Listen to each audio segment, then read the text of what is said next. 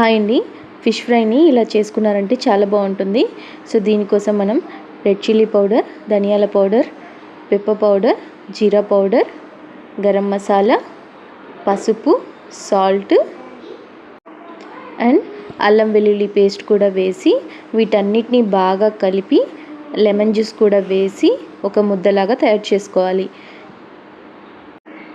తర్వాత మనం చేపల్ని బాగా శుభ్రంగా కడిగి తడి లేకుండా అంటే ఎక్కువ వాటర్ లేకుండా దాన్ని బాగా వడపోసుకొని తర్వాత ముక్కలకి మసాలా పట్టుకున్నారంటే మనకి బాగా మసాలా పట్టుతుంది ముక్కలకి. తర్వాత ఇలా నాన్ స్టిక్ ప్యాన్లో కొద్దిగా ఆయిల్ వేసుకొని మనం ఫ్రై చేసుకున్నామంటే సరిపోతుంది. మీరు కావాలంటే డీప్ ఫ్రై కూడా చేసుకోవచ్చు. నేనైతే ఇలా షాలో ఫ్రై చేసుకున్నాను. సో ఇదైతే తక్కువ ఆయిల్ పడుతుంది. కొంచెం టైం టేకింగ్ అయినా కూడా మనకి ఆయిల్ తక్కువ పడుతుంది. నేను ఇది ఆర్గానిక్ స్టోర్లో ఆయిల్ తీసుకున్నాను. దీనికి చిన్న హోల్ పెట్టుకొని ఇలా దోశలకైనా ఇలా ఫిష్ ఫ్రైలకు కూడా మనం మధ్య మధ్యలో ఆయిల్ చల్లుకుంటూ చేసుకున్నామంటే మనకి తక్కువ ఆయిల్తోనే మనకి ఫిష్ అనేది బాగా కుక్ అవుతుంది. Thanks for watching.